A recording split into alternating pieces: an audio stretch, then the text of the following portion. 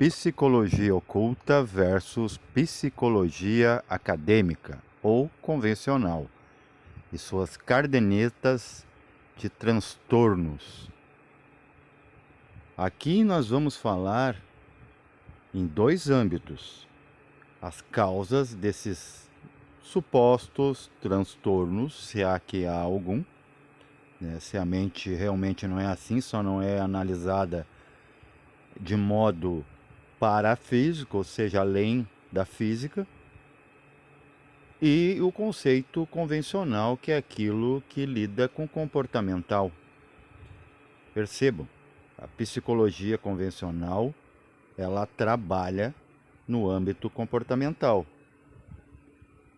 A psicologia oculta, que é aquela em que você tem a vivência com a psique, que é a alma, por isso que é psicologia, deveria ser estudo da alma e não do comportamental, senão você não é um psicólogo, você é um sociólogo, ou no máximo um antropólogo, né, que pelo comportamento das espécies, eles presumem uma evolução.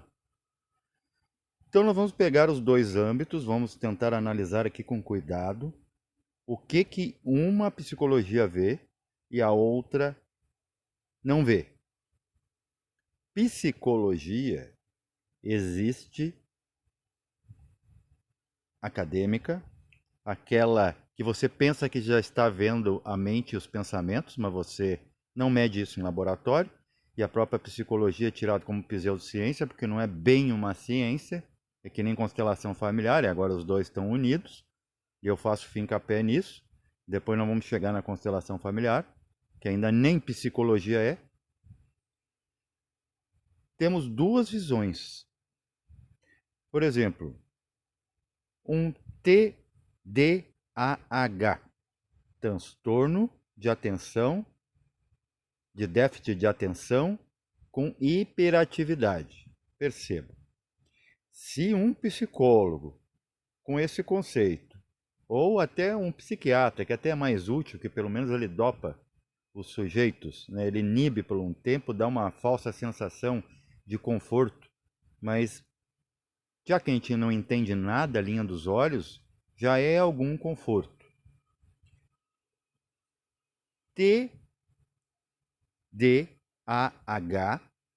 transtorno de déficit de atenção com hiperatividade, seria vista nos mestres, esses que se isolam em montanhas, os ascetas. Só que esse povo não anda com esses reitores das sociedades civilizadas. O camarada, ele não quer aprender nada sobre finanças. Ele quer é meditar na montanha. Ele é um nômade. Ele vive na floresta. O que ele conhece são as leis da natureza, seus movimentos, o clima, as movimentações naturais. Se ele for colocado num ambiente onde estão esses psicoclínicos, a sua retórica, aquilo que ele vai trazer de experiência pessoal, vai configurar com certeza TDAH, transtorno de déficit de atenção, porque nada que aqueles senhores questionar, ele vai ter resposta. Ele se esqueceu daquilo que é inútil para ele, como trabalhar, como ir atrás de, né, aquela corrida social, do dinheiro, do acúmulo, ter a propriedade privada. Pergunte para um mendigo, será que o mendigo ele é louco ou ele é dislexo, ele é burro, ignorante? Não. Ele sabe muita coisa, ele sabe viver na rua. Você não tem coragem de assumir um pingo de chuva. Já lhe faz mal, você já sai doente, você não tem o couro grosso, né, protegido pela experiência, né, pelo botar a mão na massa, ir, atravessar a tormenta, ser agressivo, atravessar o agreste e chegar ao sol. Aí vamos falar também do nosso lar. Esse conceito de nosso lar parece muito místico, né, fantasioso, parece um conto de, né, Lullaby para dormir, né, para a criança dormir, existe sim na ionosfera, o viajante astral conhece muito bem. Na ionosfera, qualquer um pode ir lá visitar seus parentes. A maioria dos parentes que não desceram o umbral, onde é que é o umbral? A nossa linha dos olhos. O astral urbano é o reflexo do plano terrestre, superfície. Por isso que as pessoas só dão um saltinho até ali, muito perto, né, dos seus apegos, e já diz que conhece o astral, que é ruim, né, tem cara da eubiose aí, né, que fez um monte de vídeo, que não vá, que não sei o que. Como assim não vá? Só se não morrer e não dormir. O que tem que fazer é vá além, atravesse. Chegue nessas escolas, né, de humanidade que são os nossos lares, que não é só ali no Rio de Janeiro, não. Então isso é muito interessante, se for analisar a nível prático. O que a gente pode fazer é analisar a alma de uma forma que ela se exponha realmente.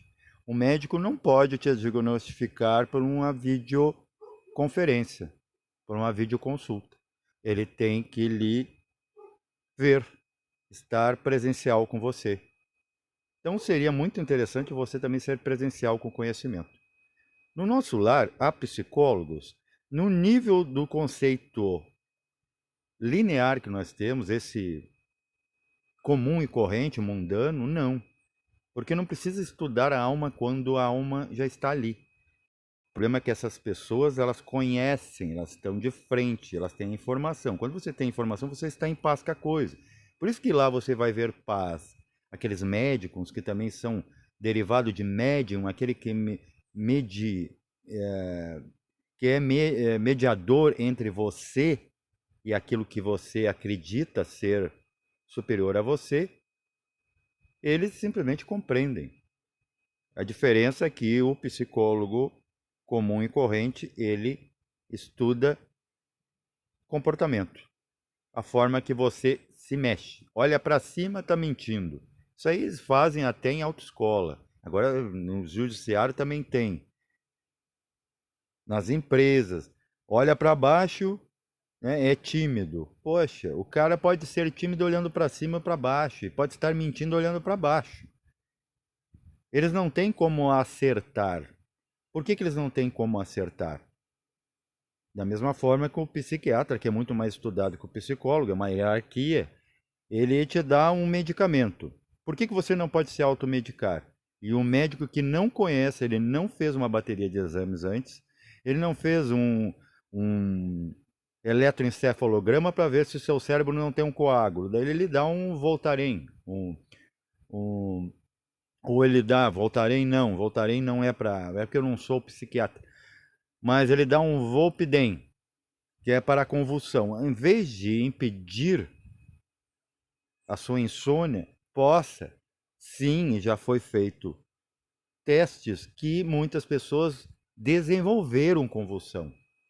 Porque o psiquiatra, por mais estudado que seja, o psicólogo, por mais aceito que seja, e o próprio médico, esse comum e corrente, ele não tem uma máquina de raio-x ou de ultrassonografia em seus mecanismos de cognição. É preciso, sim, clara evidência, clara audiência, esses sentidos serem potencializados ao máximo para que você realmente possa ser chamado de médico e que aquele diploma na parede de psicólogo, psiquiatra, neurocientista, químico mesmo, biólogo, antropólogo, sociólogo, tenha valor. Só tem um valor cível, não tem um valor holístico. Paz reverencial a todos.